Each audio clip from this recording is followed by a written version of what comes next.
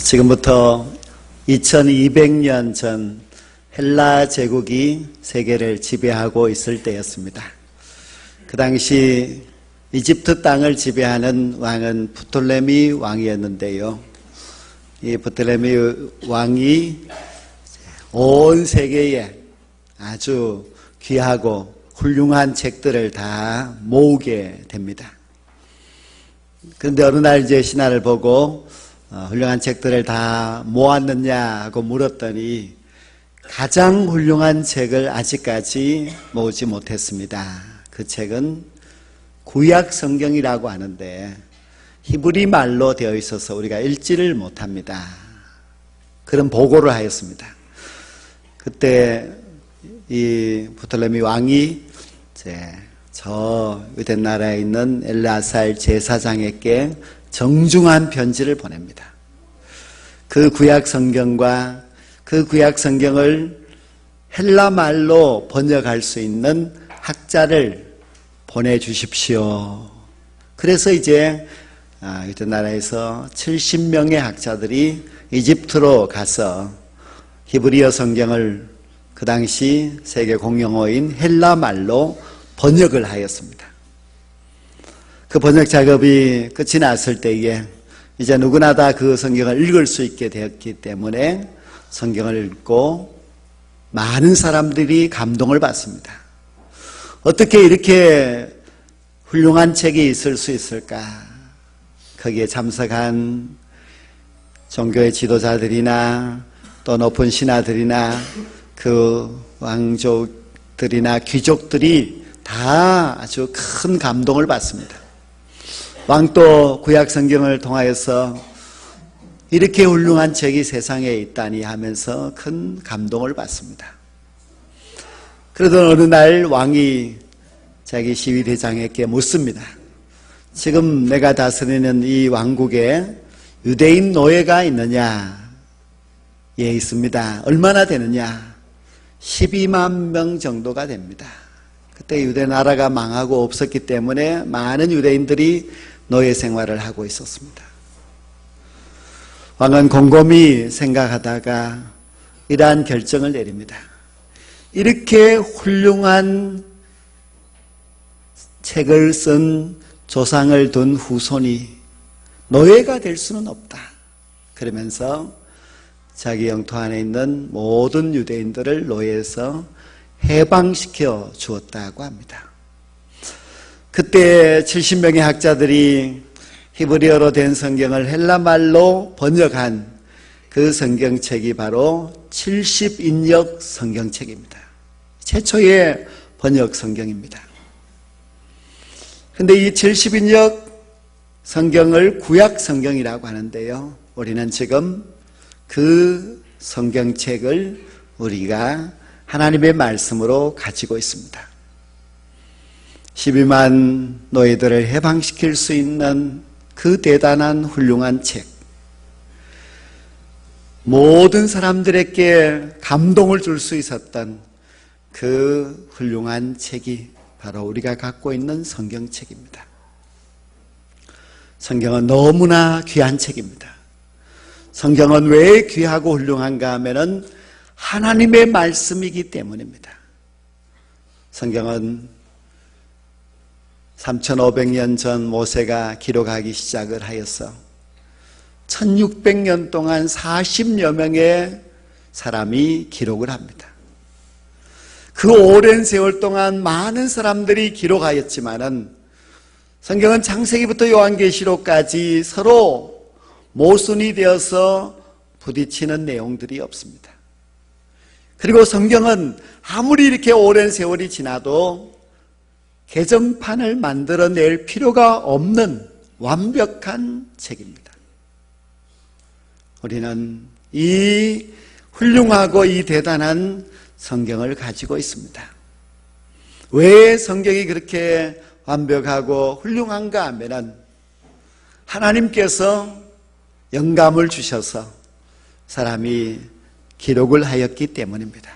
그래서 사람이 비록 기록을 하였지만은 하나님의 감동을 받고 기록을 하였기 때문에 성경은 그 저자가 하나님이라고 할 수 있고, 그리고 성경은 하나님의 말씀이 옳습니다. 하나님의 말씀 성경을 우리는 너무나 귀하게 여겨야 하고, 그리고 이 성경을 볼 때마다 이 성경은 참으로 세상에서 가장 훌륭한 책이었기 때문에 이 성경이 나에게는 너무나 중요한 책이라는 것을 항상 잊지 말아야만 합니다. 종교개혁자 마르틴 루터는 1517년 10월 31일 종교개혁을 일으키면서 오직 믿음을 주장을 하였습니다. 지난 주일날 왜 루터가 오직 믿음이라고 말할 수밖에 없었는지 말씀을 드렸습니다. 그리고 루터는 오직 성경을 외쳤습니다. 왜 루터가 오직 성경이라고 외쳤는가? 오직이라고 하는 이 단어는 아주 엄청난 단어입니다. 그렇기 때문에 우리가 오직이라고 사용하였던 그 단어가 얼마나 엄청난 말인지를 기억하고, 그런데 오직 성경이라고 했다면 도대체 루터가 왜 성경을 외쳤는가 하는 것을 알아야만 합니다. 오늘 우리는 루터의 종교개혁에서 루터가 외쳤던 오직 성경, 그것이 무슨 의미인지를 깨닫고, 그리고 오직 성경이 우리 마음속에 깊게 남아서 돌아갈 수 있는 그런 귀한 시간이 되기를 간절히 원합니다. 루터는 종교개혁을 시작하였을 때 많은 위협을 받게 됩니다. 그래서 이 독일의 영주가 바르크부르크 성에 루터를 숨겼습니다. 그 성 안에서 루터는 10개월 동안 라틴어로 되어 있는 성경책, 신약 성경책을 독일말로 번역을 합니다. 루터가 독일말로 성경을 번역한 것은 굉장히 의미가 깊습니다. 그 독일말로 번역된 성경을 사람들이 읽을 수 있었고, 그리고 그 성경을 사람들에게 가르칠 수 있었습니다. 그 당시 성경책은 다 라틴말로 되어 있었는데 라틴말을 아는 사람은 잘 없습니다. 일반 백성들은 라틴말을 아예 읽지를 못합니다. 오직 가톨릭 사제들은 가톨릭 그 라틴말로 된 성경을 읽는다고 하지만 그들도 열심히 공부를 하지 않고 타락되어 있었기 때문에 사제들조차도 성경을 제대로 읽고 해석하는 사람들이 많지 않았습니다. 그러니 성경을 모르면은 점점 타락될 수밖에 없습니다. 교회가 하나님의 말씀을 제대로 가르치지 못하고 증거하지 못하니 교회는 잘못된 길로 점점 갈 수밖에 없었습니다. 오늘날 또 종교개혁을 해야 될 대상은 누구인가 하면은 성경을 멀리하는 사람, 성경을 모르는 사람, 그런 분들은 스스로 종교개혁을 해야 됩니다. 중세 교회도 얼마나 성경을 몰랐으면 이 강대상에 성경책이 놓여져 있는데 그것이 성경책인 줄 모르고 화분 받침대로 사용을 했답니다. 이렇게 성경을 모르니 타락되어 있어서 루터는 읽을 수 있는 성경으로 번역을 하였고, 그 후에 모든 종교개혁자들은 자기 나라 말로 성경을 번역하여서 그 번역된 성경으로 자기 백성들을 열심히 성경을 가르쳤습니다. 종교개혁은 성경 모르는 사람들이 성경을 알게 되는 그런 시기였고, 그리고 종교개혁은 오직 하나님의 말씀이 기준이 되어서 하나님의 말씀 위에 성도들을 바르게 세우는 그런 운동이었습니다. 하나님의 말씀이 진리이기 때문에 그 진리를 가르쳐서 모든 성도들로 하여금 진리를 알고 진리 안에서 행할 수 있도록 만들기 위하여서 루터는 성경을 번역하였고, 그리고 오직 성경을 외쳤습니다. 사실 천주교 로마 교황청은 교황의 말을 성경의 권위보다도 더 위에 두고 있었습니다. 그러니 교황이 잘못 판단하고 인간인 사람이 잘못 가게 되면은 교회는 형편없이 흐트러지게 됩니다. 그러니 교황이 면죄부를 팔도록 시키고 면죄부를 사면은 죄를 다 용서함 받을 수 있다고 가르쳤으니 얼마나 엉터리입니까? 우리는 이 루터가 한 종교개혁이 바로 성경으로 돌아가는 운동이었다는 것을 기억해야만 합니다. 기독교는 체계 종교입니다. 체계 종교란 말은 기독교는 성경을 가진 종교입니다. 우리 기독교가 가진 이 성경은 얼마나 귀한지 모릅니다. 종교개혁이라는 말은 옛것을 다 뒤집어 엎어버리고 무시해버리자 그런 운동이 아닙니다. 종교개혁은 잘못된 그것을 다 고쳐서 옛날에 올바랐던 옛날에 순수했던 그 신앙으로 돌아가는 운동이었습니다. 그러면은 종교개혁자들이 돌아가고자 했던 그 옛날은 언제인가 하면은 초기 기독교회입니다. 그럼 초기 기독교회는 과연 어떠했는가? 그것을 우리가 알아야만 합니다.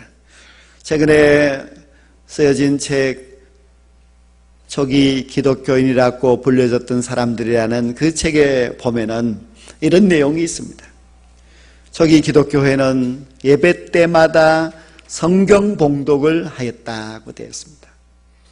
모든 예배마다 성경을 봉독하게 됩니다. 예수님도 이 땅에 계실 때에 회당에 가셔서 성경을 봉독하셨습니다.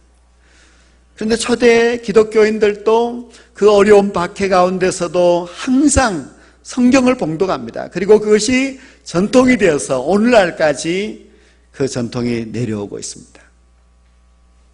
모든 예배에는 성경 봉독이 있어야 되고 그 성경을 봉독한다고 하는 것이 얼마나 중요한지 모릅니다. 그리고 초기 기독교인들은 많은 책을 썼습니다. 어느 날 사도 바울이 편지를 쓰게 됩니다. 바울이 물론 이것은 성경이다 하고 기록한 것은 아니고요. 그 당시 교회를 향하여서 편지를 쓰기 시작했습니다. 로마서도 쓰고 고린도전서, 고린도후서도 쓰고 많은 서신서들을 썼습니다. 그런데 그때의 편지라고 하는 것은 로마 시대 당시의 편지는 그저 그 파피루스 종이에다가 한 100단어 정도, 200단어 정도 이렇게 기록해서 보내는 것이 편지였습니다.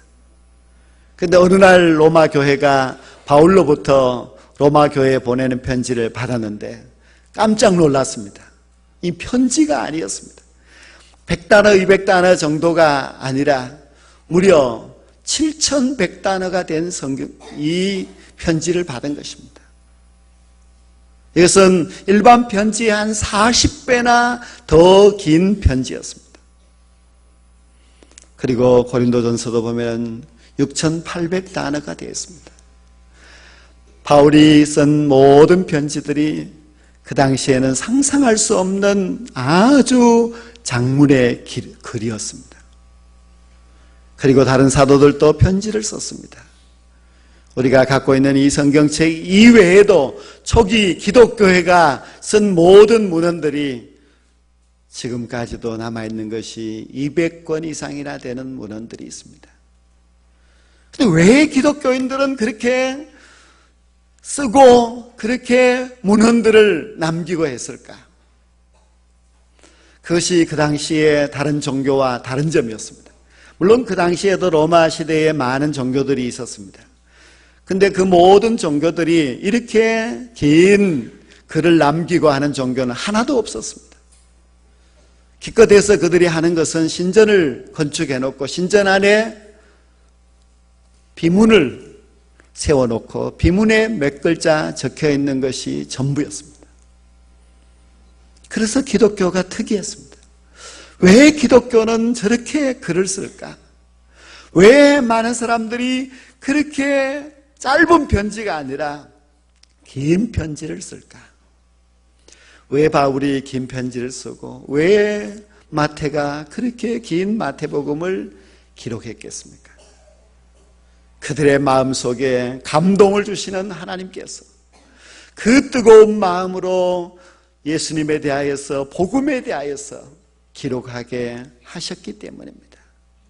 복음을 전하기 위하여서, 복음을 모든 사람들에게 알게 하기 위하여서 그들의 그 뜨거운 마음이 이 편지 속에 잘 담겨져 있었습니다.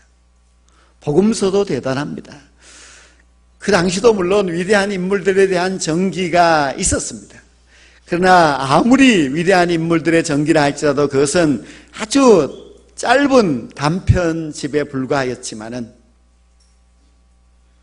저 유대 땅 갈릴리 지방 나사렛에서 태어나서 자라서 로마의 사형수로 죽었던 예수 그리스도, 그 나사렛 예수에 대한 기록을 이렇게 방대하게, 마태복음은 무려 18,000단어로 되어 있고 누가복음은 19,000단어로 되어 있습니다. 이렇게 무명의 예수에 대한 기록을 이렇게까지 방대하게 기록해 놓았다는 것이 그 당시 사람들로서는 참 놀라웠던 일이었습니다. 복음서는 참 귀한 책입니다. 누가복음을 기록하고 또 사도행전을 기록하고 했는데요, 누가가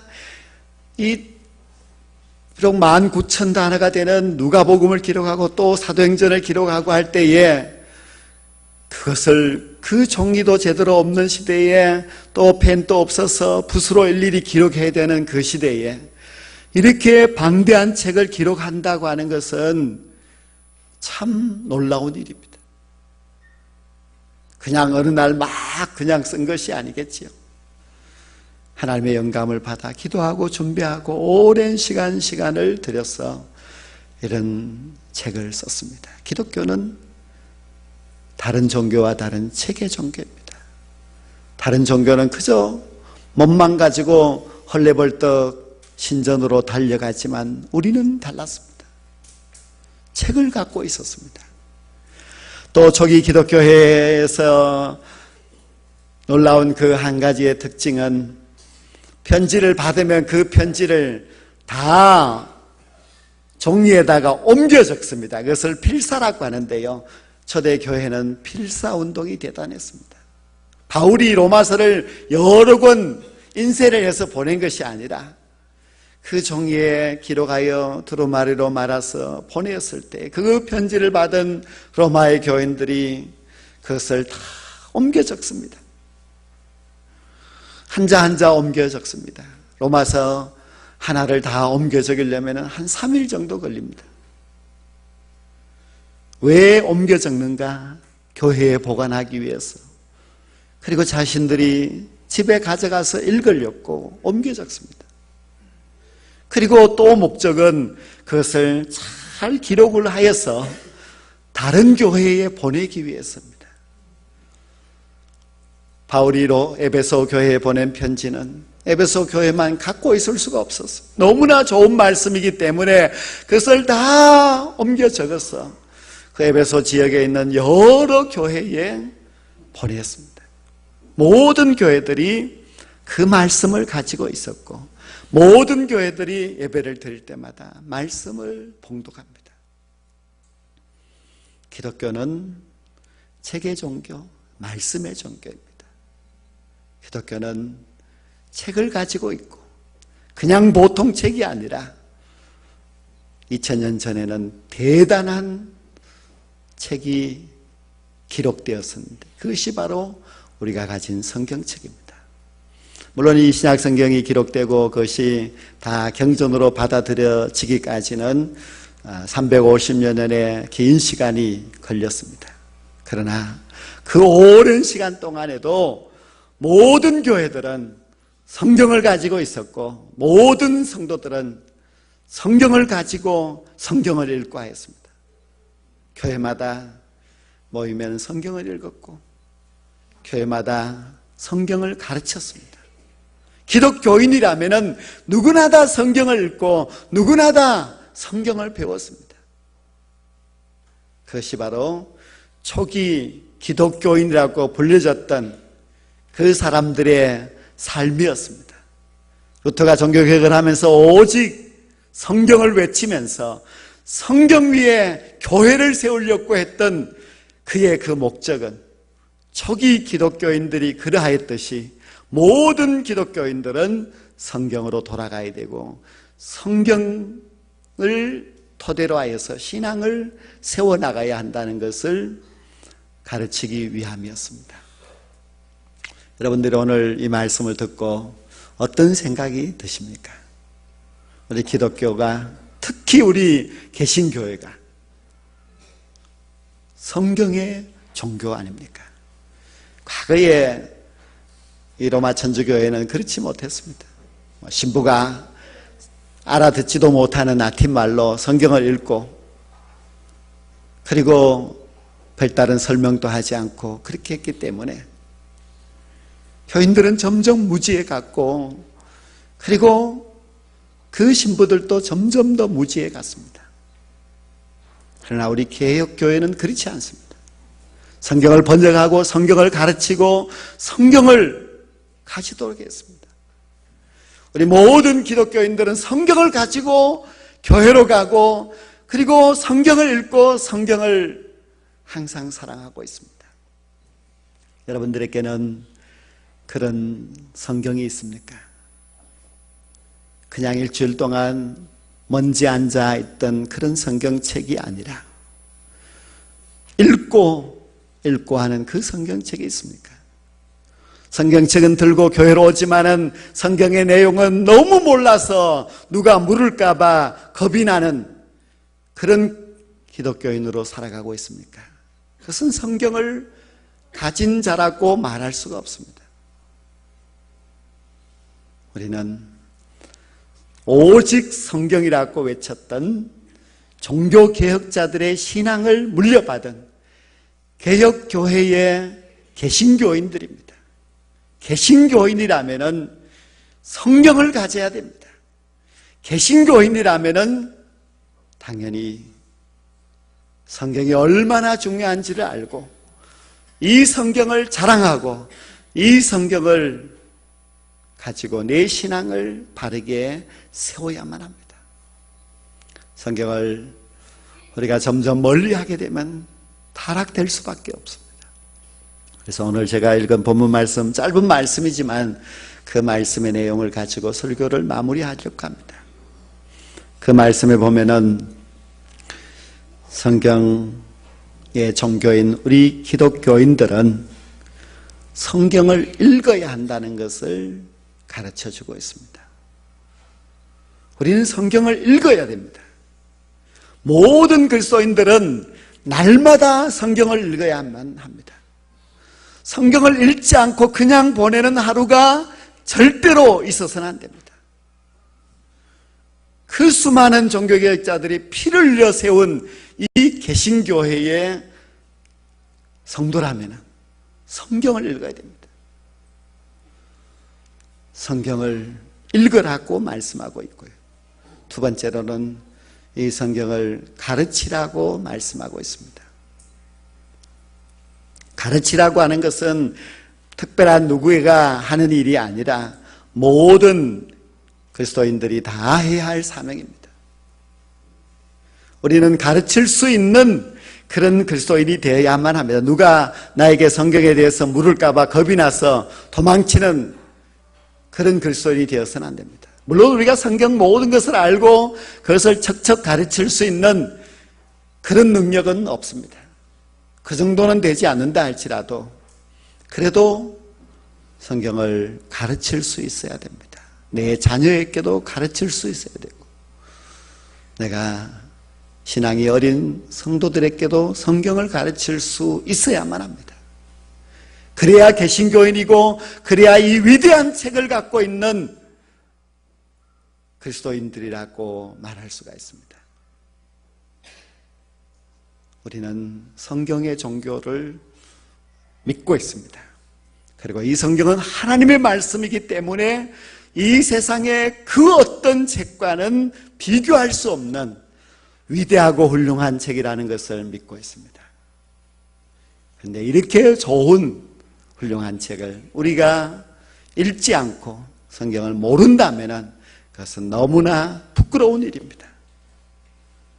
우리가 종교개혁 500주년을 맞이하여서 오직 성경을 외쳤던 루터의 금성을 듣는다면 오늘부터 여러분들의 모든 신앙의 삶에 오직 성경을 외치면서 날마다 성경을 읽고 그리고 그 성경을 열심히 공부하여서 가르칠 줄 아는 그 정도의 수준이 있는 그런 그리스도인이 되어야만 합니다.